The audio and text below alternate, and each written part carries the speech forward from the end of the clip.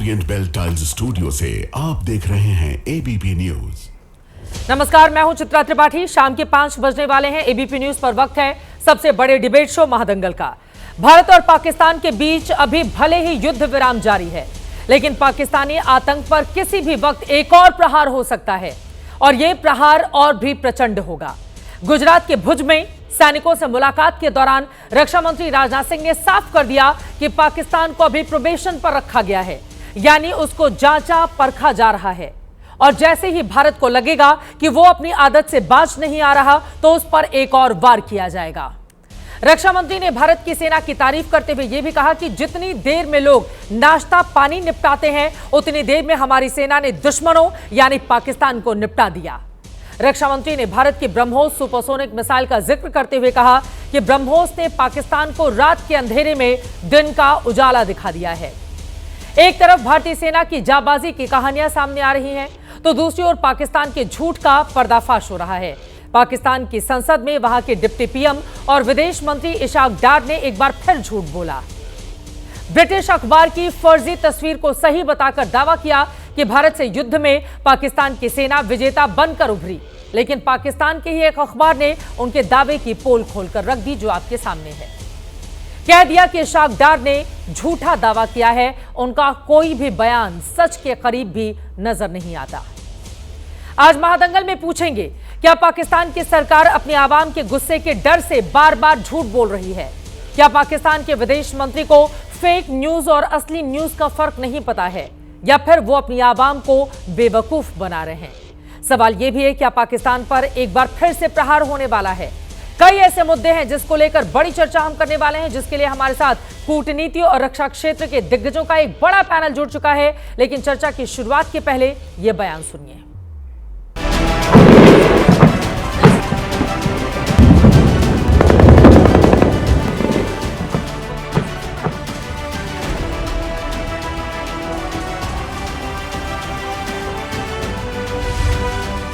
भारतीय वायुसेना के लिए सिर्फ 23 मिनट यह काफी थे पाकिस्तान की सरजमीन पर पल रहे आतंक के अजगर को कुचलने की। जितनी देर में लोग नाश्ता पानी निपटाते हैं, उतनी देर में आपने दुश्मनों को निपटा। ऑपरेशन सिंदूर अभी खत्म नहीं हुआ है। जो कुछ भी हुआ वह सिर्फ एक ट्रेलर मात्र था। अब समय आएगा, जब भी सही समय आएगा, तो हम पूरी पिक्चर भी दुनिया को दिखाएंगे। एडमन ब्लॉक पे यके बाद दीगरे 6 और 7 मई की दरमियानी रात को 12:30 बजे जो अटैक हुआ था, उससे यहाँ पर जो 2 मिसाइल थे यके बाद दीगरे आकर गिरे थे और ये पूरे का पूरा हिस्सा आप देख रहे हैं कि अमली तौर पर मिस्मार हो चुका है। तो 6 जेट फाइटर्स इंडिया के गिराए गए, एक यूएवी गिराया गया, वो उनको ऑब्वियसली हजम नहीं हुआ। उसके बाद डिप्लोमेटिक, और ये मैं नहीं कह रहा, ये टेलीग्राफ क्या लिखता है, Pakistan air force is undisputed king of the skies. पहला आया वो झूम करके ऊपर से दूसरा आया, फिर तीसरा आया, फिर चौथा आया, जो कि अनफॉर्चुनेटली बोलारी में डायरेक्टली आके हैंगर पे लगा, जहाँ पे कि हमारा एयरबैग्स खड़ा था, जो डैमेज हुआ, जहाँ पे शहादतें मिली।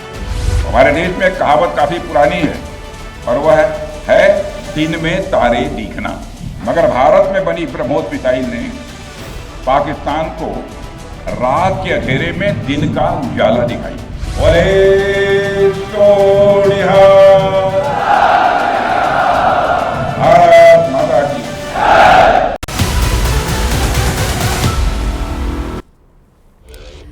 तो सवाल यही है, कब तक अपनी खैर मनाएगा आतंकिस्तान? उसकी जो करनी है, उसकी जो कथनी है, उसमें जमीन आसमान का फर्क है। और आतंक के खिलाफ भारत ने ये जो नई नीति अख्तियार करके रखी है, उसके बाद पाकिस्तानी हुक्मरानों, उसकी सेना के होश फाख्ता हो चले हैं। कई ऐसे मुद्दे हैं जिसको लेकर बड़ी चर्चा करने वाले हैं। खास मेहमानों की मौजूदगी है, उनका तारुफ परिचय आपसे करवा देती हूं। हमारे साथ इस वक्त शशांक जी, जो कि पूर्व विदेश सचिव हैं, आप काफी वरिष्ठ हैं, हमारे साथ जुड़ चुके हैं। लेफ्टिनेंट जनरल शंकर प्रसाद जी, रक्षा विशेषज्ञ, हमारे साथ मौजूद हैं। Air marshal VPS Rana ji, रक्षा विशेषज्ञ, आप भी हमारे साथ जुड़ चुके हैं। हमारे साथ major general SP Sinha ji रक्षा विशेषज्ञ स्टूडियो में जुड़े हुए हैं।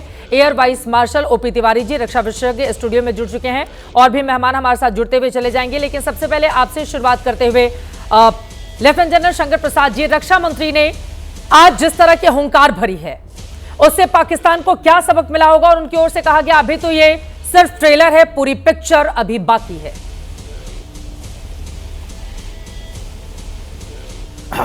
देखिए, रक्षा मंत्री का बयान तो आपने सुना और सुनाया। बात सिंपल है कि भारत की सेनाएं, भारत की पॉलिटिकल लीडरशिप, भारत की डिप्लोमेसी, हर एक चीज़ जो अपनी भारत की जो किसको नेशनल पावर है वो बिल्कुल इस तरह से तैयार बैठी है। उसने एक फेज़ 1 करके दिखाया है, फेज़ 2 के लिए तैयार है। इसमें चाहे रक्षा मंत्री कहें ना कहें, रक्षा मंत्री का काम यह है आज की तारीख में, जिस तरह प्रधानमंत्री ने शुरू किया कि वहाँ पर जो ट्रुप्स जिन्होंने हिस्सा लिया उनको थोड़ा सा बधाई देना, उनका हौसला अफजाई करना। उससे क्या होता है कि लड़ाई में और जोश पैदा होता है जवानों के अंदर, अफसरों के अंदर जो फ्रंट लाइन पे लड़ाई करते हैं। इसमें कोई ऐसी बात करने, जैसे पाकिस्तान चिल्लाता है वैसे चिल्लाने की बात है ही नहीं। सिंपल बात है कि भारत के ऊपर एक हमला हुआ, भारत ने उस हमले का ग्रेजुएटेड हालात में जवाब दिया। उस जवाब पूरे वर्ल्ड के सामने है, किस तरीके से उनके डिस्ट्रक्शन हुए, किस तरीके से उनके टेररिस्ट मारे गए, किस तरह से उनका इक्विपमेंट बर्बाद हुआ। इसमें हमें ना कोई एडवर्टाइजमेंट की ज़रूरत है, ना हमें चिल्लाने की ज़रूरत है। उनको खुद पता है और हमें पता है। तो सिंपल बात यह है, और जो असली सोच इस समय की है भारत सरकार की, मैं मानता हूँ, वो ये है कि हमें इस समय बिल्कुल तैयार रहना है।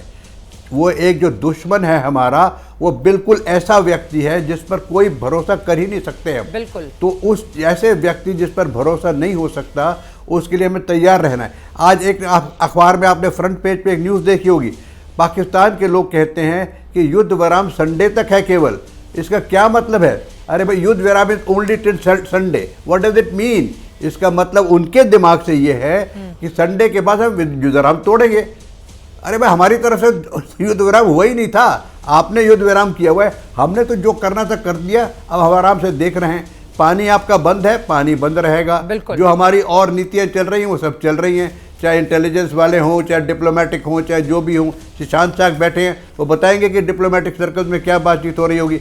लेकिन इस समय सिर्फ हमें एक मैच्योर नेशन की तरह ये देखना है कि ऐसा हादसा जिस प्रकार से पहलगाम में हुआ था वो दोबारा ना हो जाए, और अगर हुआ तो हम करके दिखा देंगे, उसके लिए हम बिल्कुल तैयार हैं। और सबसे ज़रूरी बात जो चित्रा जी हमको समझनी चाहिए वो ये है कि पिछले 4 दिन का जो युद्ध चला था, उसमें जो हमारी एमिनेशन खर्च हुआ है, जो हमारा सामान खर्च हुआ है, उसको रिप्लेनिश करना। और ज़रूरी है कि जहाँ जहाँ हम लोगों ने हमले किए, जहाँ जहाँ हमने मिलिट्री एक्टिविटी की है, उसमें कुछ ना कुछ शॉर्टफॉल रहे होंगे, यानी कि we call them lessons learned. तो उसकी हमने, आपने देखा very next day, ceasefire के वेरी नेक्स्ट डे एक CCS की बैठक हुई थी, उसके बाद कैबिनेट की बैठक हुई थी, उसके तुरंत बाद, आपको याद होगा शायद, उसमें उसका हम लोग अंग्रेजी में कहते हैं after action report. After action report का मतलब होता है कि जो हमने 3-4 दिन का युद्ध किया उसमें क्या अच्छा हुआ, क्या कमजोरियां थी, इसको कैसे इम्प्रूव करना है, और हमें एमिनेशन रिप्लेसमेंट किस प्रकार से करना है, और किन किन जगहों पे हमें और इस पर सोच विचार करना है और देखना है। क्योंकि अब जो हमें, देखिए, जब भी हम इम्तिहान में बैठते हैं, पर्चा देकर आते हैं, उसके बाद ये लगता है कि पर्चे में हमने लिख तो सब कुछ दिया, लेकिन दोबारा चांस मिला तो अरे ये पॉइंट भी लिख देते तो अच्छा होता, ये पॉइंट भी लिख देते तो अच्छा होता। हम लोग इम्तिहान में ऐसे करते हैं ना। तो अभी भी ये सोच रहे होंगे कि ये जो हमने किया उससे पाकिस्तान को जो पिटाई हुई तो हुई, लेकिन इसको हम और इम्प्रूव कर सकते थे, ये अगर हम कर देते तो और ज़्यादा इसका फ़ायदा होता। तो उस पर भी बातचीत हुई होगी। सो आज जो हमारी बातचीत है तकरीबन 5-6 दिन के बाद, वो ये दिखा रही है कि we are more ready, we are more prepared than what we were the night we the whole episode started. ये बड़ी बात आपकी ओर से कही गई है कि पहले से अब हम ज्यादा तैयार हैं और अब हमारा निशाना और ज्यादा सटीक रहने वाला है। जवानों की हौसला अफजाई करते हुए रक्षा मंत्री राजनाथ सिंह की ओर से आज यही संदेश दिया गया। और शशांक जी, मैं सीधे आपके पास आते हुए, जब वो सीधे IMF के ऊपर सवाल खड़े करते हुए ये कहते हैं कि हम जैसे राष्ट्र जब पैसे देते हैं तो उसको सही तरीके से खर्च करने के बजाय अगर आतंकिस्तान जैसे मुल्क को पैसे दिए जाएंगे तो यकीनन वो उसका इस्तेमाल आतंकवादियों के ऊपर करेगा और इसके बारे में भी विचार करना चाहिए IMF को। ये बातें जब रक्षा मंत्री कहते हैं तो क्या असर देखते हैं आगे आने वाले वक्त में आप? आपने बिल्कुल रक्षा मंत्री जी ने बहुत ही साफ कोई तरीके से बातें कही हैं अंतर्राष्ट्रीय संस्थाओं को। जैसे आपने कहा आईएमएफ को बोला उन्होंने कि ऐसे पैसे देने का क्या फायदा है, क्योंकि अपने वो रिकमेंडेशन देते हैं इंटरनेशनल एग्जामिनेशन के एनालिसिस के बेसिस पर, और बाकी देश पैसा देते हैं उसके बदले में, ये कहकर कि भाई इससे जो है जिस देश का नुकसान हो रहा है, गरीबी आ रही है, तो उसमें किसी कुछ फायदा करेंगे, अपनी पॉलिसीज में इम्प्रूवमेंट करेंगे। अब वहाँ तो इम्प्रूवमेंट कहाँ है, वो तो इतने लगातार हर साल हर महीने वो नए नए आतंकवादी घटनाएं करते रहते हैं, और वो कभी पड़ोस के देशों में करते हैं, कभी दूर दराज के देशों में करते हैं। दूसरा, हमारे रक्षा मंत्री जी ने अभी हाल में IAEA जो इंटरनेशनल एटॉमिक एनर्जी एजेंसी है उनको भी ये सलाह दी है, और वो उनको बहुत ध्यान से सुननी चाहिए कि ये एक बहुत ही इर्रेस्पॉन्सिबल देश है, बिल्कुल, और न्यूक्लियर वेपन्स वगैरह का जो भी कोई एडिशनल प्रोटोकॉल्स होते हैं और उनके जिम्मेदारियां होती हैं, वो IAEA को पूरी जिम्मेदारी निभानी चाहिए। पाकिस्तान के इसमें अगर ईरान में वो कोशिश करते रहते हैं, पाकिस्तान में क्यों नहीं? ईरान के पास तो भी है भी नहीं न्यूक्लियर वेपन, पाकिस्तान के पास तो है, और वो हर बार पहले आतंकवादी घटना करता है, फिर इमीडिएटली कहता है कि अब मैं न्यूक्लियर करूंगा। तो मतलब कि समझ में नहीं आता है कि इतना इर्रेस्पॉन्सिबल, और फिर जब भागा भागा जाता है कहता है साहब बचाइए बचाइए, ये सीज फायर करवाइए। तो जब सीज फायर के लिए उन्होंने कहा अमेरिकन ने कि भी जाके बात करो भारत से, जो कंडीशन वो कहेंगे उसको मान लो, तो मान भी गए, लेकिन अब बोलने को तैयार नहीं है। अब जाके बाहर झूठ मूठ बोल रहे हैं कि साहब हमने तो कंडीशन कुछ करी नहीं, बल्कि वो इंडिया हार गया हमसे, तो हमने हरा दिया उनको। तो मतलब ये है कि तैयारी कर रहे हैं फिर से कुछ आगे किसी तरह की जो है बेईमानी करने की। तो इसलिए भारत को पूरे तरीके से शंकर प्रसाद जी से मैं बिल्कुल सहमत हूँ कि हमको बिल्कुल सावधान रहना चाहिए कि वो क्या किस तरह का अगली बार जो है भारत को फिर से कहीं से हथियार इकट्ठे करके, कहीं से हथियार ही नहीं बल्कि वो बाहर के वो वर्कर्स को भी ले आते हैं, उनके ऑफिशियल्स को भी ले आते हैं, क्योंकि कहते हैं कि हमारे पास का नहीं है काम ये करना, तो वो बाहर से टर्की से ले आए और जगहों से ले आए, ऐसा करते रहते हैं। ये बड़ी बात आपकी ओर से कही गई है, और यहां पर पाकिस्तान का झूठ भी हम दिखा रहे हैं कि किस तरह से पाकिस्तान की ओर से लगातार उसके जो बड़े बड़े हुक्मरान हैं वो गलत तरीके से फेक न्यूज का सहारा लेकर पाकिस्तान की अपने नेताओं की वाहवाही कराने में लगातार लगे हुए हैं, और खुद वहीं के पाकिस्तानी अखबार उनके दावों की पोल खोलते हुए भी दिखाई दे रहे हैं। अब मैं आ जाती हूं air marshal VPS Rana ji, सीधे आपके पास, उन तक हमारी आवाज नहीं पहुंच पा रही है। मैं सीधे आपके पास आते हुए major general SP Sinha ji, जब रक्षा मंत्री की ओर से यह कहा जाता है कि कोई छोटी बात नहीं कि हमारी एयरफोर्स की पहुंच पाकिस्तान के हर कोने में है, और इसका प्रमाण भी अब हमने दिखा दिया है, पाकिस्तान को बड़ा सबक तो मिला है, लेकिन उसका जिस तरह का आतंकिस्तान वाला चरित्र है, हमें अभी भी सजग रहने की जरूरत है। शायद यही कारण है कि रक्षा मंत्री ने आज हुंकार भरी है, और चुन चुनकर जिन शब्दों का उनकी ओर से इस्तेमाल किया गया वो इस समय पाकिस्तान के सीने पर बिल्कुल सांप की तरह लौट रहे होंगे। देखिए, गर्व से छाती जो है वो फूल जाता है जब देखता हूं कि रक्षा मंत्री जी ऑन द ग्राउंड जाते हैं और ट्रुप्स का मोरल बूस्टिंग के लिए वहां जाते हैं। मुझे विश्वास नहीं तो आंखों को। एक जमाने में रक्षा मंत्री कर्नल पठानिया मिसाइल सेक्टर में पाकिस्तान पे गोली चलाने के लिए जेल भेज दिया गया, एक वो रक्षा मंत्री थे, और एक ये रक्षा मंत्री है जो ग्राउंड पे जाते हैं, मोरल बूस्टिंग करते हैं, संदेश देते हैं पाकिस्तान को कि तुम यदि बाएं दाहिने किए तो हम नोच लेंगे, तो वो खत्म कर देंगे। ये परिवर्तन है, ये नया हिंदुस्तान है, ये नया न्यू ऑर्डर हो रहा है, ये समझने की जरूरत है। दूसरी बात कि आप ऑप सिंदूर खत्म नहीं हुआ है, ऑप सिंदूर चल रहा है। जो बीच में जो सीज फायर कह रहे थे, वो सीज फायर नहीं था, पॉज इन द बैटल था। पॉज के बाद हम लोग गार्ड पे हैं, हमारा पंच तैयार है, थोड़ी भी बाएं दाएं हुई हम नॉकआउट पंच देंगे। हम सांप पे पर्सनली हम सांप पे विश्वास कर सकते हैं, लेकिन चीन और पाकिस्तान पर कतई विश्वास नहीं करेंगे, मेरा विश्वास है, कतई नहीं, नेवर। चाहे वो अपनी गर्दन काट के थाली में रख के हमको दे दे, मैं विश्वास नहीं करता। हमने कितनी बार मौका, 1947 से हमारे बिहार में एक कहावत है, काट की हांडी बार बार नहीं चढ़ती है। कितनी बार चढ़ाएंगे, कितनी बार अपनी उंगली जलाएंगे, कितनी बार अपनी बेटियों को हम विधवा बनाएंगे, ये प्रश्न उठता है। हम मौका नहीं देंगे। मेरे पूर्ण विश्वास है कि पाकिस्तान का अस्तित्व इस विश्व शांति के लिए बहुत बड़ा खतरा है, और उसका अस्तित्व खत्म करने की, लेकिन दुनिया भर के मुल्क मानते नहीं है ना। देखिए, IMF का जिक्र जब आज रक्षा मंत्री कर रहे थे तो ये सवाल पलटकर पूछा जाएगा ना कि आप आतंकिस्तान चरित्र वाले देश को आखिर क्यों देते हैं इतना बड़ा फंड। मैं 30 सेकंड दो मुझे चित्रा, मैं ये कहना चाहता हूं IMF के बारे में। मैं जानता हूं, इस बात को समझता हूं कि वेस्टर्न कंट्रीज इंक्लूडिंग अमेरिका नहीं चाहता है कि हिंदुस्तान एक नया शक्ति उभरे, वो काटना चाहता है हिंदुस्तान को। अमेरिका तो ऑलरेडी परेशान है चीन से, रूस से, वो नहीं चाहता कि हिंदुस्तान भी एक कॉम्पिटिटर के रूप में जागे। तो ये एक तरफ हाथ दोस्ती का हाथ बढ़ाते हैं, दूसरी तरफ हमको काटते हैं। IMF कैसे पैसा दे सकता है पाकिस्तान को? आज तक जितना पाकिस्तान को पैसा दिया है, वहां के पाकिस्तान के जनरल से मिसयूज किया उस पैसे को। एंड यूज क्या है, पर एंड यूज ऑडिट क्यों नहीं होता है? इस काम के लिए दिया और इस पे खर्चा हुआ क्यों नहीं होता है? ये सब पाकिस्तान मिलिट्री पे खर्चा होता है और जंग और आतंकवादियों के घर में पैसा जाता है। तो यह क्या हम जानते नहीं? IMF का अंधा है, उसको दिखता नहीं है कि क्या हो रहा है। फिर क्यों दिया पैसा? फिर क्यों दिया पैसा? हाँ। इसका मतलब है एक मिली भगत है, एक साजिश है हिंदुस्तान के खिलाफ। पैसा दो ताकि उसकी लड़ने की क्षमता बढ़े। ये तो खेल हो रहा है।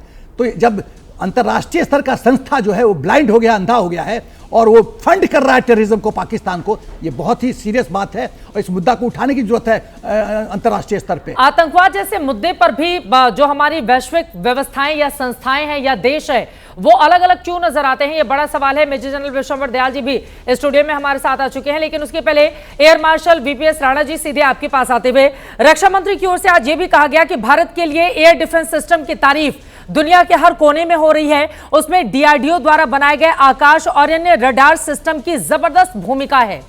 तो ये जो जिस मेक इन इंडिया की हम बात करते हैं, क्या उससे हम और ज्यादा मजबूत हुए हैं पहले की तुलना में, और ये भी डर पाकिस्तान को सता रहा है?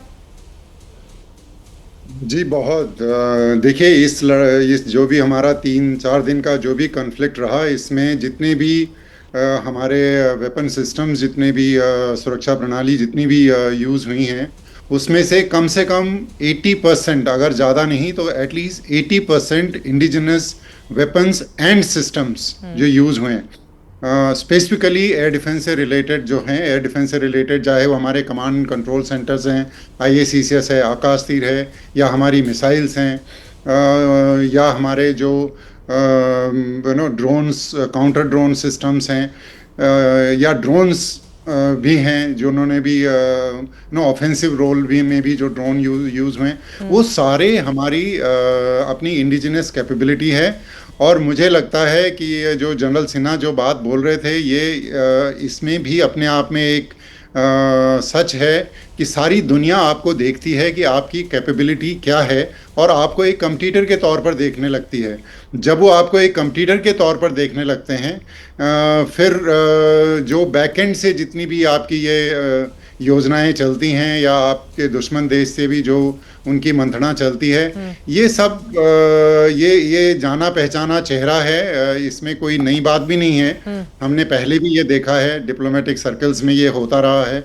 लेकिन इस कॉन्फ्लिक्ट में ये बहुत उभर कर सामने आया कि अगर आपने अपने आप को मजबूत करना है, अपने आप को एक सुदृढ़ अर्थव्यवस्था के रूप में देखना है, परिपक्व लोकतंत्र के रूप में देखना है, एक सुलझे हुए देश के रूप में देखना है, तो आपकी जो अपनी निजी जो इंडिजिनस प्रोडक्ट है, उनको, पर्टिकुलरली डिफेंस सिस्टम को, जो आत्मनिर्भरता है, उसको आपने आगे लेके जाना है। बिल्कुल। क्योंकि हमने देखा जितने भी हमारे अपने सिस्टम्स, अपने डेवलप्ड सिस्टम्स हैं, उनके लिए तो एक इस कॉन्फ्लिक्ट ने एक लेबोरेटरी की तरह काम किया, क्योंकि सारे के सारे ऑलमोस्ट जितने भी ये हमारे वेपन सिस्टम्स हैं, इनको पहली बार किसी कॉन्फ्लिक्ट में यूज़ किया गया है। और सब ने अपना अपना, चाहे वो आकाश मिसाइल है, कमांड कंट्रोल सिस्टम्स हैं, या जितने भी, चाहे ब्रह्मोस हैं, ये सब ने पहली बार ये युद्ध देखा है और उनका जो रिजल्ट है वो सबके सामने है। तो मुझे लगता है अब हमारी जिम्मेदारियां और भी ज़्यादा हैं। हमें ये सारे सिस्टम्स को और कैपेबल बनाना है। ये हम ऑलरेडी एक्सपोर्ट की तरफ काफ़ी हम आगे बढ़ चुके हैं। ऑलमोस्ट 25,000 करोड़ लगभग एक्सपोर्ट हमारा लास्ट ईयर हुआ। तो इसको और आगे लेके जाना है, तो हमको बजाय, हमें तैयार रहना है हर हालत में, लेकिन उस तैयारी से भी आगे हमारी तैयारी चाहिए कि हम अपने जो ये वेपन सिस्टम्स हैं, इनको बाकी मित्र देशों को भी दे पाए। ब्रह्मोस को लेकर इस समय बहुत ज्यादा चर्चा है, उस सवाल पर मैं आऊंगी, लेकिन air vice marshal OP Tiwari ji, आपके पास आते हुए, रक्षा मंत्री ने यह भी कहा कि कुछ साल पहले तक हम दुनिया के अलग अलग देशों से हथियार खरीदते थे, आज हम खुद बना रहे हैं। आर्टिलरी सिस्टम हो, रडार सिस्टम हो, मिसाइल शील्ड्स हो, ड्रोन हो, काउंटर ड्रोन जैसे साजो सामान आज हम भारत में ही मैन्युफैक्चर कर रहे हैं। हम इंपोर्टर से एक्सपोर्टर बन रहे हैं और ये केवल शुरुआत भर है। जब ये बात कही जाती है तो फिर हिंदुस्तान का आत्मविश्वास इस क्षेत्र में और कितना बढ़ जाता है? चित्रा, देखिए, इक्विपमेंट्स बेस्ट पार्ट है कि इक्विपमेंट्स हिंदुस्तान में ही बन रहे हैं, प्लस यूजर इंटरफेस इतना स्ट्रांग है और इस तरीके से करेक्शन, इंटरमीडिएट करेक्शन होते हैं तो इक्विपमेंट का जो आउटपुट आता है वो बहुत बढ़िया बढ़ जाता है। जैसे ब्रह्मोस ने दिखाया, जितने भी इक्विपमेंट्स डेवलप हो रहे थे सब यूजर इंटरफेस, एयरफोर्स से, आर्मी से लोग इन्वॉल्व हो रहे थे कि हाँ इसके आगे कैसे इंप्रूव कर सकते हैं। जब फाइनल प्रोडक्ट आया तो विश्व ने देख लिया तो कितना, पहले हम इक्विपमेंट्स बाहर से लेते थे, हमें पता नहीं क्या था। लेकिन एक पॉइंट इसमें सबसे बड़ा ऐड करना चाहूँगा इक्विपमेंट के, एक इलेक्ट्रॉनिक वॉरफेयर जिसकी कैपेबिलिटी, जिस हिंदुस्तान की कैपेबिलिटी विश्व में अभी तक किसी को नहीं पता थी, जिस तरह के इलेक्ट्रॉनिक वॉरफेयर ने पूरा रिजल्ट हमारे फेवर में कर दिया है और ये सबको एक शौक सा लगा है कि भाई हिंदुस्तान की इलेक्ट्रॉनिक वॉरफेयर इतना आगे कैसे पहुंच गई है। 27 मिनट तक, 25 मिनट तक सब कुछ को पैरालाइज कर दिया। ये हमारे खूबियां हैं। जिस तरीके से हमारे कुछ स्टार्टअप्स थे, हमारे कुछ कंपनियां थी और हमारे कुछ एयरफोर्स के जो लोग लगे हुए थे, जो इंजीनियर्स लगे हुए थे, जिस तरीके से पिछले 10 साल से डेवलपमेंट हो रहा था उसका रिजल्ट बिल्कुल सामने आया। 27 मिनट के लिए सबको पैरालाइज करना असंभव था, कोई भी इमेजिन नहीं कर सकता था। पूरा ब्रेक हमें मिलेगा। इसमें हमने क्या क्या किया, उनके एयरक्राफ्ट को मोबाइलाइज कर दिया, उनके रडार सिस्टम को मोबाइलाइज कर दिया, एयर डिफेंस को मोबाइलाइज कर दिया।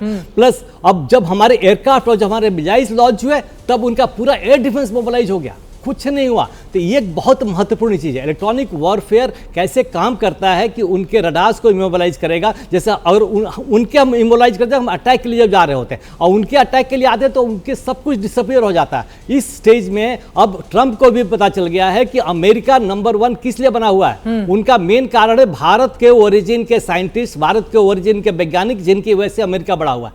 वो अमेरिका क्यों गए? क्योंकि भारत में इनके लिए अपॉर्चुनिटी नहीं थी।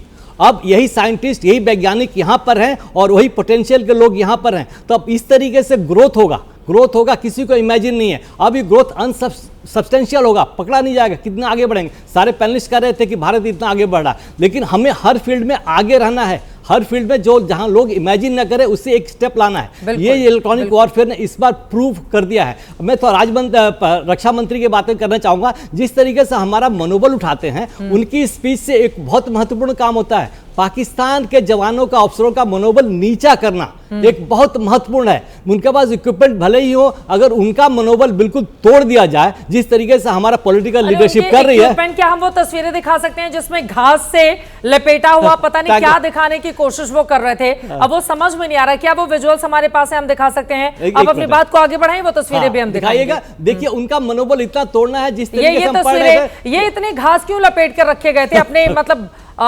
सैन्य साजो सामान पर क्यों लपेट कर रखा गया था? यूनिफॉर्म में तो फिर भी समझ में आता है। इसके जरिए क्या संदेश दे रहे थे वो? ये संदेश तो मुनीर साहब से बोलिए, मुनीर ने जो बोला होगा वही कह रहे होंगे। हाँ, वही कह रहे होंगे, कैमोफ्लेज है। जिस तरीके से अब उनका मनोबल इतना नीचा हो गया कि कितने ऑफिसर छोड़ के जा रहे हैं। मैं लड़ाई की एक बात कर रहा हूँ, बाकी लोग बताएंगे। लड़ाई में जैसे एयरक्राफ्ट एयरबोर्न होता है, नकल कर रहे थे ना हमारे प्रधानमंत्री गए तो फिर उन्होंने फोटो और तस्वीरें इस तरह से शेयर की, तो आगे नकलची ये भी नकल उतारने के लिए वो दिखा दे हमारे टैंक सुरक्षित है। हमारे आदमी ने मूव किया ही नहीं अभी।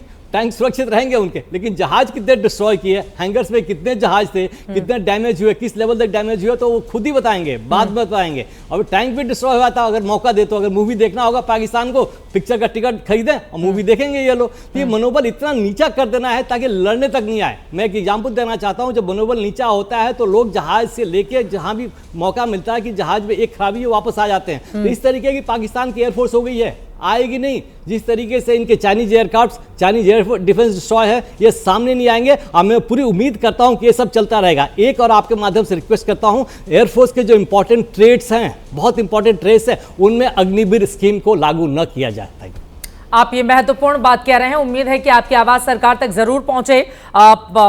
इस समय भी सरकार के बहुत सारे नुमाइंदे जरूर हमारा शो देख रहे होंगे। आपकी ये बात महत्वपूर्ण है। अब मैं आ जाती हूं मेजर जनरल विश्वंभर दयाल जी आपके पास। एक तो उन तस्वीरों पर भी आप कुछ टिप्पणी कर रहे थे, मैं सुन नहीं पाई थी सर। और भारत के रक्षा निर्यात में उल्लेखनीय वृद्धि भी हुई है।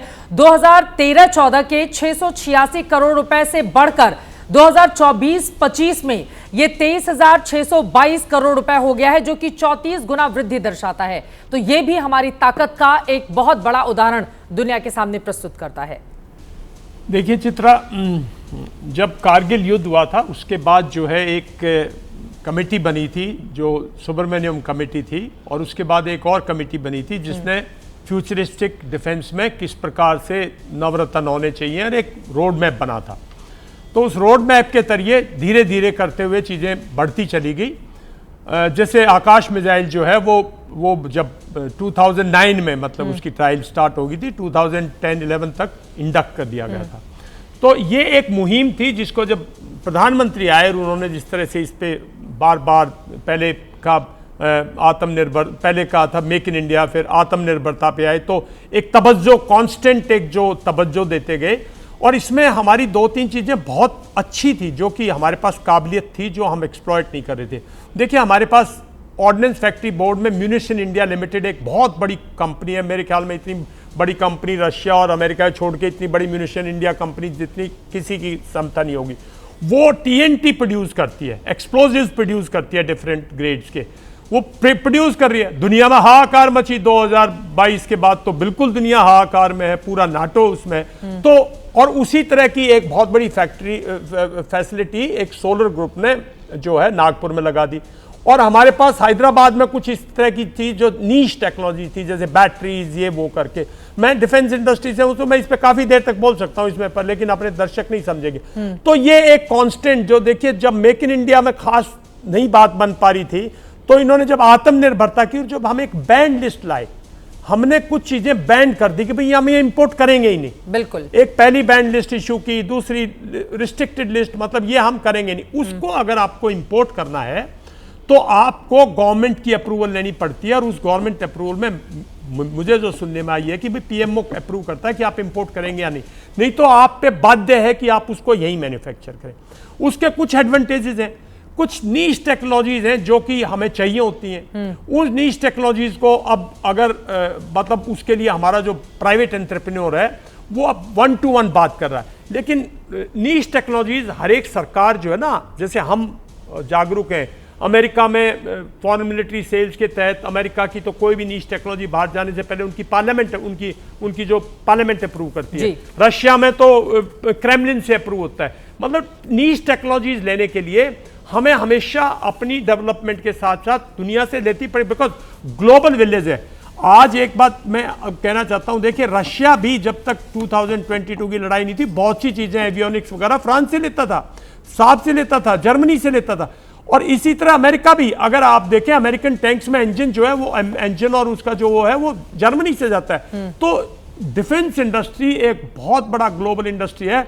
यूक्रेन और रशियंस 2014 में लड़ाई लड़ रहे थे, लेकिन यूक्रेनियन रशियंस के बिजनेसमैन दुनिया को मिलजुल के टेक्नोलॉजी बेचते रहे 2020 तक।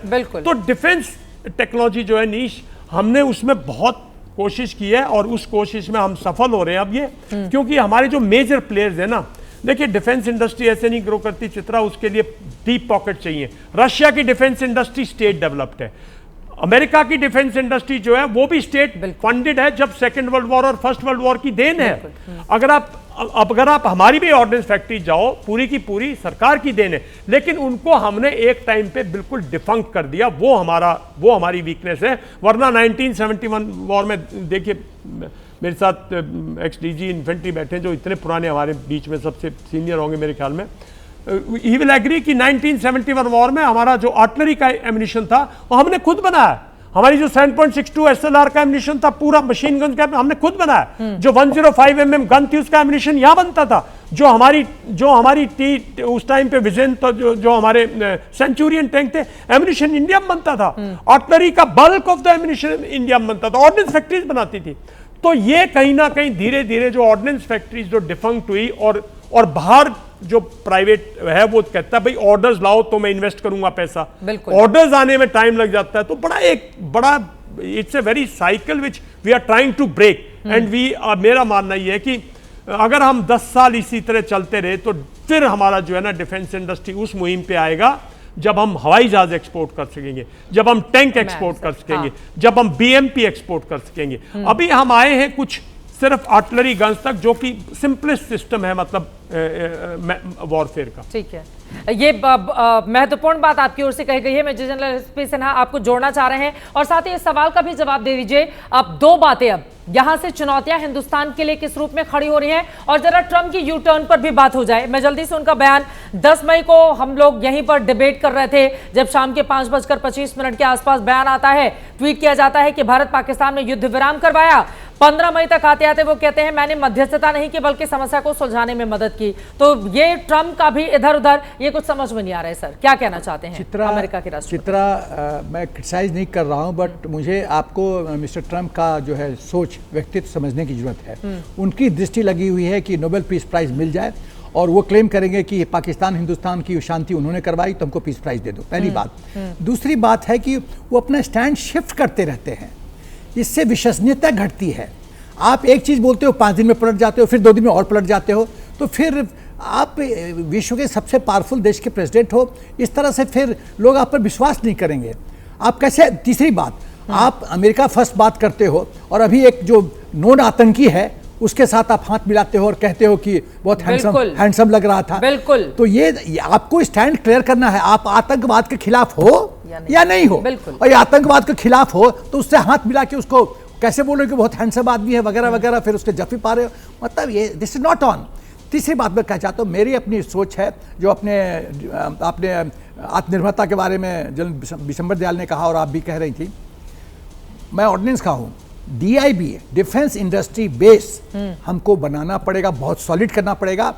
ऑर्डिनेंस फैक्ट्री है, DRDO वगैरह है, लेकिन DIB जिसमें सेना और प्राइवेट सेक्टर पार्टनरशिप हो। पार्टनरशिप अभी बहुत अच्छा काम कर रही है, टाटा महिंद्रा बहुत लोग अच्छा काम कर रहे हैं, बट उसका बेस बढ़ाना पड़ेगा, DIB बढ़ाना पड़ेगा, उसमें R&D के लिए सरकारी फंडिंग होने की जरूरत है ताकि हम हाईटेक मतलब अभी जो हो रहा है वो नाकाफी है। नहीं, और यही हमारे लिए बड़ी चुनौती है। एक सेकंड, AK-203 कर दिया ना सर आप, मतलब मैं 10 जैसे AK-203 है जो हमने अभी नई राइफल बना रहे हैं, जो अमेठी के पास जो वो नई राइफल बना रहे हैं, वो हमने जो आप मॉडल बात करें उसी की बात करें। उसमें क्या है कि उसका CEO जो है आज भी सर्विंग जनरल है इन्फेंट्री का, मतलब ही इज ए सर्विंग मेजर, अब तो आर्टिलरी से गए बिकॉज उनका तजुर्बा ज्यादा था, सर्विंग मेजर जनरल और उनकी टीम है।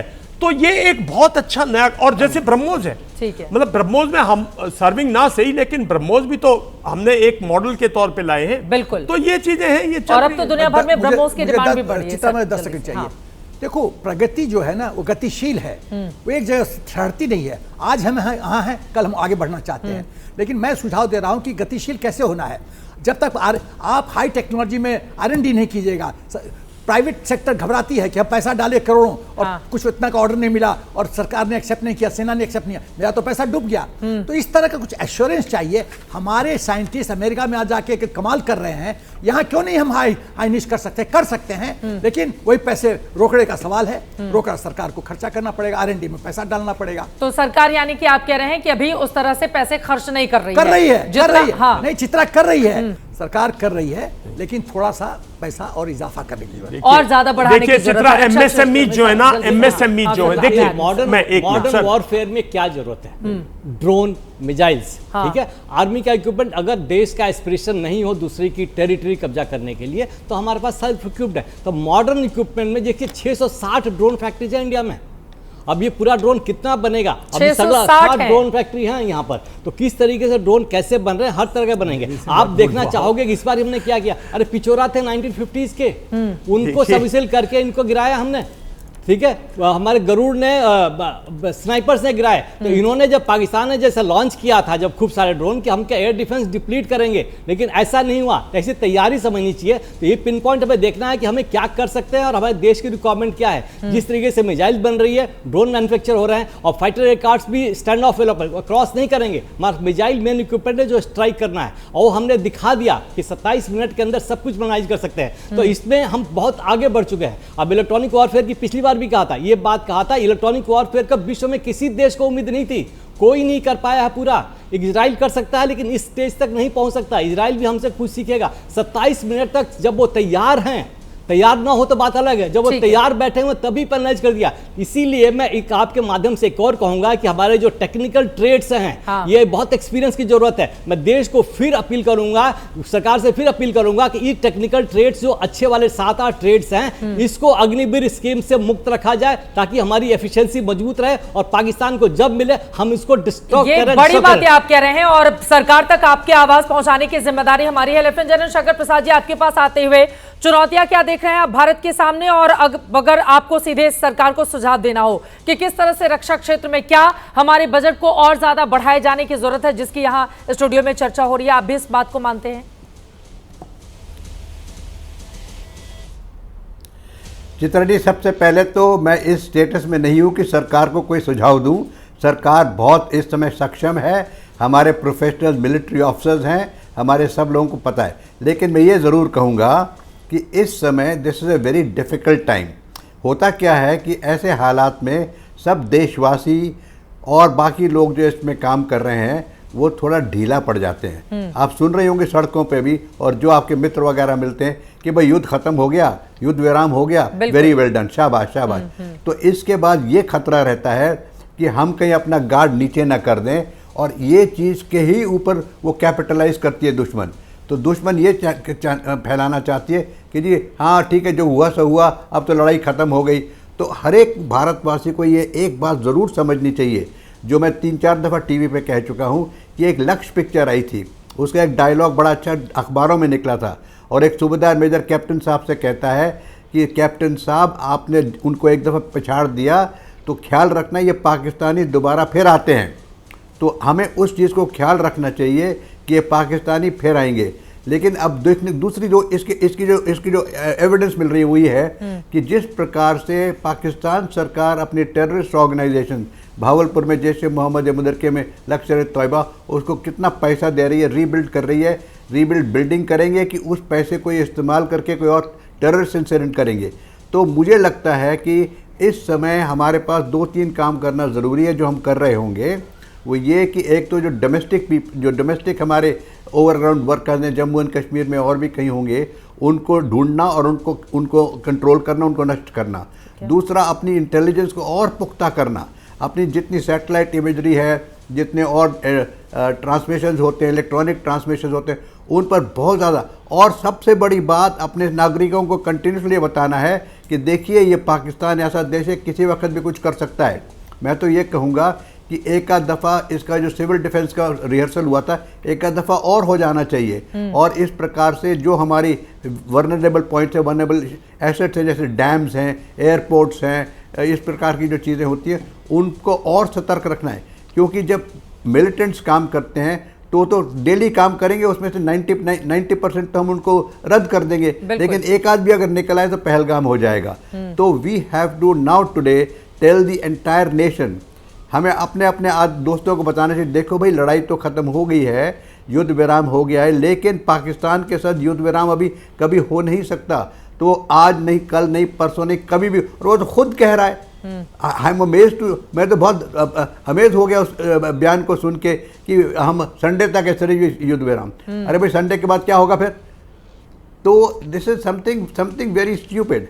और एक और बात मैं कहना चाहता हूँ चित्रा जी, प्रधानमंत्री ने एक सेंटेंस यूज़ किया था कि Bhagalpur and Muridke are universities of terrorism. सारे विश्व में जो टेररिज्म घूम रहा है, चाहे यूके में हो चाहे और हो, जी भावलपुर में और मुरिदके में, वो एक they are universities of terrorism. दुनिया में सिर्फ 2 ही यूनिवर्सिटीज़ हैं, उसको हमने नष्ट किया था।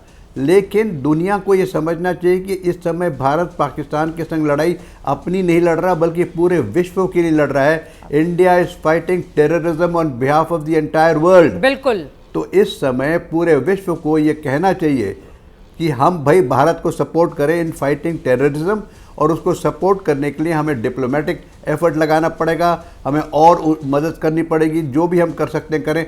लेकिन हमारे को जैसे और देश हैं, उनका तो कोई इस वक्त इन्वॉल्वमेंट डायरेक्टली तो है नहीं। सर, लेकिन वो ट्रम्प के बयान पर भी ना उनका U turn, support India because वो हमारे भी। बिल्कुल, उनका यू टर्न क्यों हुआ? अब लगातार 10 मई से वो 6 बार बयान दे चुके हैं, और अब 15 मई तक आते आते उन्होंने पूरा यू टर्न कर लिया।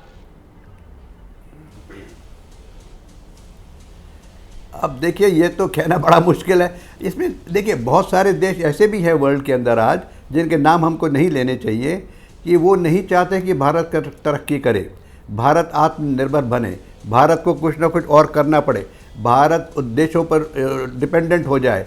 और भारत की इकोनॉमी जिस तरीके से राइज कर रही है दिन पे दिन, हम एक आज दावे से कहते हैं कि हम वर्ल्ड की लीडिंग इकोनॉमीज में आने वाले हैं। तो भारत कोई ऐसा शक्तिशाली देश न बन जाए जो हमारी अहमियत कम हो जाए। इस वजह से भी लोग हमसे थोड़ा कहिए चिढ़ते हैं, नहीं कहना चाहिए, but they not happy about it. So they want to see कि भारत में इतनी तरक्की जो हो रही है वो ना हो।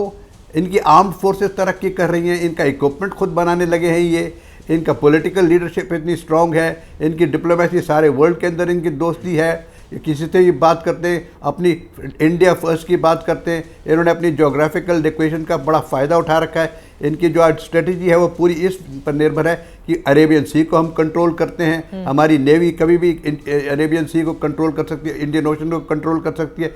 सो ये सब चीज़ें दुनिया में देखिए people are not very happy, तो इस वजह से इस तरीके की बातें करते हैं। लेकिन मेरा मानना ये है कि without looking at any other point, मैं ये कहूँगा चित्रा जी कि as a mature nation we should continue single minded, कि भाई हमें अपने देश को हर हालत में आत्मनिर्भर बनाना है। बिल्कुल, हमें अपने देश को ट्रेनिंग करनी है, तैयारी करनी है, किसी समय भी हम अपना गार्ड डाउन नहीं कर सकते। This is all that I have to say. बाकी सरकार में बहुत विद्वान लोग बैठे हैं, अपना काम कर रहे हैं, और कितना अच्छा काम करके तो दिखा दिया। इतना अच्छा काम आज तक वर्ल्ड में किसी ने नहीं किया। 2-4 जो फॉरेन जर्नलिस्ट हैं उनका बयान सुनिए, एक स्पेंसर हैं, कोई कूपर हैं, उनका बयान सुनिए कि India is come out with a doctrine which nobody thought in the world. बिल्कुल, दुनिया में किसी ने सोचा नहीं था कि इस तरह से डॉक्ट्रिन बन सकती है टेररिज्म के against. So these are the issues that people are happy and we have to continue making them happy or unhappy, जो भी आप कहिए। तो पॉइंट सिंपल ये है कि we have important task, we have to be very very careful and we have to continue single mindedly towards combating terrorism. Terrorism अभी ख़त्म नहीं हुआ है। इनके जैश ए मोहम्मद के जो मसूद अजहर हैं, हाफिज सईद हैं, उनको समाप्त बहुत ज़रूरी करना है। उसके लिए मैं कहता हूँ सिंगल माइंडेड एफर्ट होना चाहिए, और हो रहा होगा।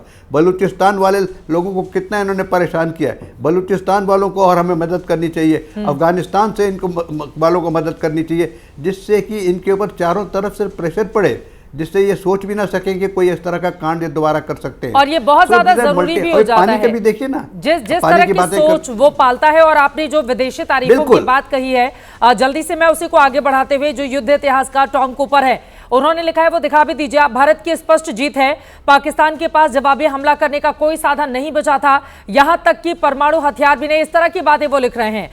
जॉन स्पेंसर युद्ध विशेषज्ञ, उनकी ओर से लिखा गया है, भारत ने पाकिस्तान के खिलाफ अपने अभियान में बहुत बड़ी जीत हासिल की है। न्यूयॉर्क टाइम्स में लिखा जाता है, पाकिस्तान की सैन्य सुविधाओं और एयरबेस को निशाना बनाने में भारत को स्पष्ट बढ़त मिली। वॉशिंगटन पोस्ट में लिखा गया, पाकिस्तान के भीतरी इलाकों में कम से कम 6 एयरबेस पर रनवे और ढांचे को नुकसान पहुंचा है। तो इस तरह की बातें भी लिखी जा रही हैं। लेकिन air marshal VPS Rana ji, अब सीधे आपके पास आते हुए, लेकिन हम सब जानते हैं पाकिस्तान का चाल चरित्र और चेहरा किस तरह का रहा है।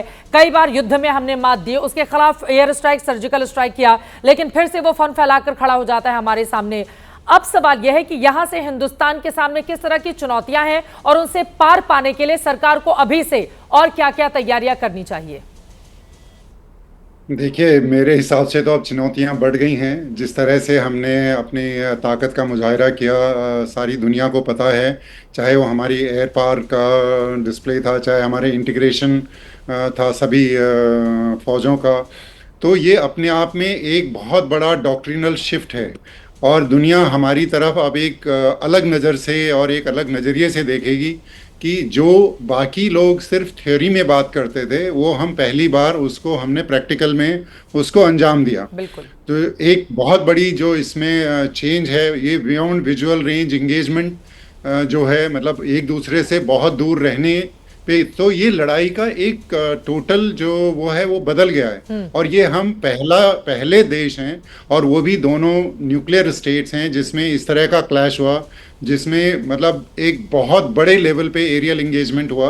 वो धीरे धीरे लोगों के सामने आएगा, लेकिन सफाइस टू से कि देखिए, जब इतनी बड़ी कार्रवाई होती है तो उसमें बहुत सारे सिस्टम्स और एयरक्राफ्ट्स इन्वॉल्व होते हैं। हमने तो सिर्फ वो 10 टारगेट्स देखे या वो 9 लेकिन उनके पीछे एक बहुत बड़ा कॉम्प्लेक्स एयर कैंपेन डेवलप होता है, बहुत सिस्टम्स इन्वॉल्व होते हैं, बहुत सारे जहाज़ इन्वॉल्व होते हैं।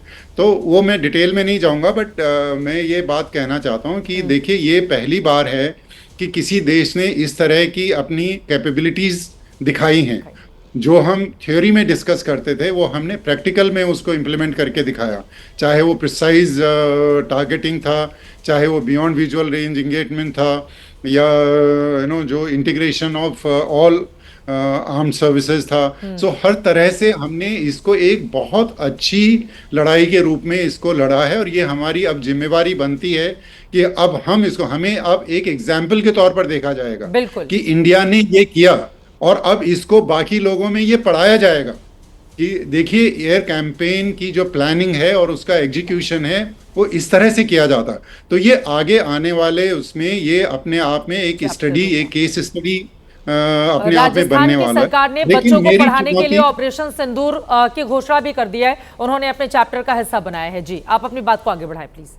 हाँ, तो तो ये तो बात रही जो कि बढ़ी हुई जिम्मेदारियां हैं, हमें इस कैपेबिलिटीज को और एनहांस करना है ताकि लोगों को ये ना रहे कि ये सिर्फ एक बार आपने किया और अगली बार आप ये नहीं कर पाए। तो उस तरह से हमारी जिम्मेवारी बढ़ जाती है, हमें अपनी कैपेबिलिटीज़ को और इन्हांस करना है। जहाँ जहाँ कोई अगर कमी रही, कोई खामी रही तो उसको दूर करना है, चाहे वो इक्विपमेंट में हो, चाहे वो टैक्टिक्स के लेवल पे हो, तो उसको दूर करना है। वो एक तरह से हम जो गैप एनालिसिस करते हैं, जो हम अपना असेसमेंट करते हैं, आई एम श्योर इस पे ऑलरेडी काम चल रहा है। सेनाएं 24/7 तैयार रहती हैं, इसमें कोई दो राय नहीं है, लेकिन हर दिन हमें उसको, हम कल से बेहतर हमें आज बनना है, इस पे भी लगातार हमारी तैयारियां रहती हैं। और एक चुनौतियां जहां तक वो है, तो सबसे बड़ी चुनौती मेरे ख्याल से अभी जो ये है कि हमने ये पाकिस्तान के साथ कर लिया, लेकिन एक तो हमें उनकी सोच बदलने की जरूरत है। हम ये खाली उनके आतंकी ठिकानों को तबाह करके उनकी सोच में कितना बदलाव ला पाएंगे ये तो वक्त बताएगा, लेकिन हमें उस तरफ अभी काम करना है कि उनकी ये सोच कैसे बदले, कि जो उनकी तो ये नेशनल पॉलिसी है। अब आतंकवाद उनका मिलिट्री डॉक्ट्रिन का हिस्सा है, तो हमें ये एक अपने आप में इस सोच को बदलने की बहुत ज़रूरत है। और दूसरी सबसे बड़ी चुनौती जो अभी है कि इसमें चीन का सारा साजो सामान यूज़ हुआ, चीन की टैक्टिक्स यूज़ हुई, चीन के बैक एंड पे सारे सिस्टम्स यूज़ हुए, तो ये चीन के लिए भी एक थोड़ी शर्मनाक सी बात हो गई, तो उनका भी ईगो हर्ट हुआ होगा। सो ये चीन को अब हमें बैलेंस करने के लिए हमारी तैयारी को अगले लेवल तक और नेक्स्ट लेवल तक ले जाना। बिल्कुल, ये बड़ी बात। विशंबर दयाल जी, वक्त की कमी है, उसके बाद आ जाऊंगी सर आपके पास एसपी सिन्हा जी। विशंबर दयाल जी, चुनौती और उससे निपटने के लिए क्या किया जाना चाहिए? देखिए, चुनौती तो स्पष्ट है कि उग्रवाद खत्म नहीं हुआ है दुनिया से, और पाकिस्तान तो उग्रवाद की जड़ है। पाकिस्तान में उग्रवाद है, उनके तीनों जो मेन एजेंसीज हैं, उनके तीनों चीफ सड़कों पे घूम रहे हैं। पाकिस्तान की सोच नहीं बदली, पाकिस्तान की जो डिफेंस फोर्सेज हैं, जो उनका चीफ है, उसकी तो सोच बदली नहीं, उनकी ISI की सोच बदली नहीं। हमारे यहाँ जम्मू एंड कश्मीर में कुछ ओवरग्राउंड वर्कर्स और कुछ टेररिस्ट जो ऑलरेडी हैं, वो भी इस टाइम पे ऑन द रन हैं, तो उनके खिलाफ भी और हमें अभी यात्रा स्टार्ट होनी है। और सबसे बड़ी चुनौती तो देखिए, जो भारत ने एक एनवायरनमेंट क्रिएट किया था जम्मू एंड कश्मीर में, एक शांति का एनवायरनमेंट, एक डेमोक्रेटिकली इलेक्टेड गवर्नमेंट, एक मुहिम जो थी उसमें, और जो एक फियरलेस लोग जिस तरह हुए थे, वो एक जो सेटबैक हुआ है, कहीं ना कहीं सरकार को मैं समझता हूं उस तरफ भी तवज्जो देनी पड़ेगी कि किस तरह से वापस कॉन्फिडेंस रेस्टोर किया जाए, किस तरह से जम्मू एंड कश्मीर में टूरिज्म दोबारा से बढ़ाया जाए, किस तरह से वहां नॉर्मलसी लाई जाए। और सबसे बड़ी बात यह है कि किस तरह से इंटरनेशनली पाकिस्तान को, देखिए पाकिस्तान यहाँ, हमारे यहाँ बहुत लोग बोलते हैं बिल्कुल अकेला हो गया, बिल्कुल उसका जैसे अनाथ बच्चा खड़ा हो सड़क पे, नहीं, पाकिस्तान बहुत शातिर है। इंटरनेशनल कम्युनिटी में उसको आइसोलेट करने के लिए हमें कॉन्स्टेंटली एफर्ट करना पड़ेगा। उसकी आर्म फोर्सेस को अंडरमाइन करने के लिए हमें जो उसके अंदर डिफरेंसेस हैं, उसके इंटरनल डिफरेंसेस हैं, बलूचिस्तान में डिफरेंसेस हैं, नॉर्दर्न एरियाज में डिफरेंसेस हैं, जो POK में डिफरेंसेस हैं, उनको एक्सप्लॉइट करना पड़ेगा, उनको टारगेट करना पड़ेगा, उनको स्पेसिफिकली सपोर्ट करना पड़ेगा। अब मैं समझता हूं कि भारत को एक चीज समझ लेनी चाहिए कि अगर पाकिस्तान को कंटेन करना है, तो जो पाकिस्तान का वेस्टर्न बॉर्डर है वहीं से कंटेनमेंट स्टार्ट करो, ताकि वो अपने आप उलझ जाए। और आप उसको जब तक आप उसको बिल्कुल न्यूट्रलाइज नहीं करोगे, वो आपको ट्रबल करता रहेगा, बिकॉज उसका सिंगल पॉइंट एजेंडा है एंटी इंडिया। और जो प्रेजेंट चीफ है उसका एक है कि भाई एंटी हिंदू, वो तो साफ बोलता है 2 नेशन थ्योरी, और वो इसी चीज पे जिंदा है। तो हमें उसको कंटेन करना पड़ेगा और अपने समाज को इकट्ठा रखना पड़ेगा, अपनी कंट्री को मॉरली फिट रखना, मतलब अपना जो मोराल है उसको हाई रखना पड़ेगा। और वही काम बार बार किए जाने की कोशिश भी, चाहे प्रधानमंत्री हो, रक्षा मंत्री की आज की भी तस्वीरें हैं। कुल मिलाकर पाकिस्तान के लिए यही बड़ा सबक है कि आतंकिस्तान को जब तक तोड़ेंगे नहीं तब तक छोड़ेंगे नहीं, और इसी नीति के तहत स्पष्ट लक्ष्य के साथ हिंदुस्तान अब आगे बढ़ चला है। इसी के साथ महादंगल में अभी के लिए दीजिए इजाजत। देश और दुनिया की तमाम खबरों के लिए आप देखते रहिए एबीपी न्यूज।